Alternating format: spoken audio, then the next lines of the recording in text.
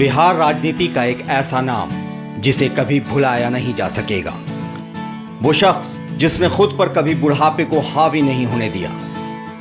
गुरुवार को रामविलास पासवान ने अंतिम सांस ली।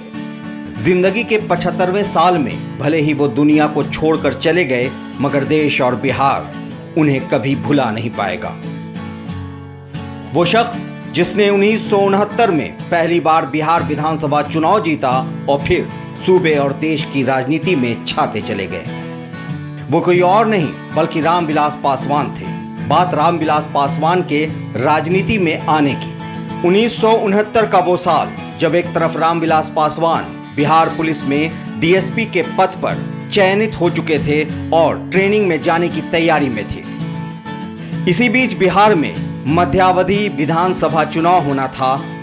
अलौली रिजर्व सीट थी और तभी एक पढ़े लिखे दलित नौजवान पर संयुक्त सोशलिस्ट पार्टी की नजर ठहर गई। उस समय दलित जाति में इतना पढ़ा लिखा युवा मिलना बहुत मुश्किल था, लिहाजा पार्टी के वरिष्ठ नेताओं ने चुनाव लड़ने का ऑफर दिया।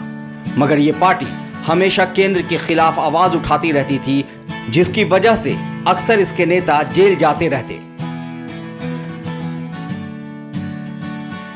इसलिए जब रामविलास पासवान को चुनाव लड़ने के ऑफर की बात उनके पिता जामुनदास को पता चली तो उन्हें दुख हुआ, क्योंकि वो चाहते थे कि उनका बेटा जेल भेजवा पार्टी से जुड़ने के बजाय एक रसूखदार और रोबदार पुलिस अधिकारी के रूप में समाज का नाम रोशन करे।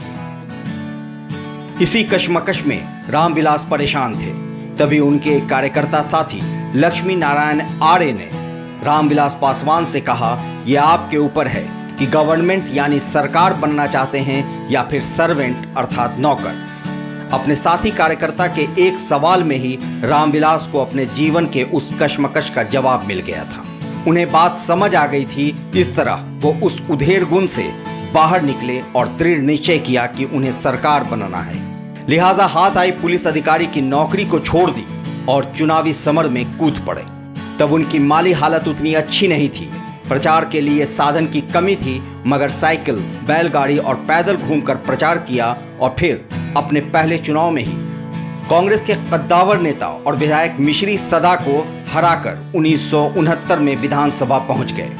उसके बाद तब से लेकर अब तक न सिर्फ सूबे की राजनीति बल्कि देश की राजनीति में अहम भूमिका निभाने वाले रामविलास पासवान का कोई मुकाबला नहीं रहा। सरकारें आती और जाती रहीं, मगर अपने कूटनीति और माहौल भांपने की कुव्वत की बदौलत बतौर कैबिनेट मंत्री रामविलास पासवान ने जनता दल, एनडीए और यूपीए के 6 प्रधानमंत्रियों के कार्यकाल में अपनी मौजूदगी दर्ज की। राजनीति के दुनिया में रामविलास पासवान को मौसम वैज्ञानिक के नाम से भी जाना जाता था। मौसम वैज्ञानिक इसलिए क्योंकि इन्हें सत्ता में आने वाली हर सरकार की भनक पहले पड़ जाया करती थी। मगर आखिरकार 8 अक्टूबर 2020 को वो घड़ी आ गई जब रामविलास पासवान दुनिया छोड़कर चले गए। लाइव सिटीज से मैं शादाब मलिक। देखते रहे हमारा वीडियो, हम देते रहेंगे बिहार राजनीति से जुड़ी जानकारियां। अगर आपने हमारे YouTube चैनल को सब्सक्राइब नहीं किया है तो जरूर कर लें, साथ ही Facebook पेज को लाइक करना ना भूलें।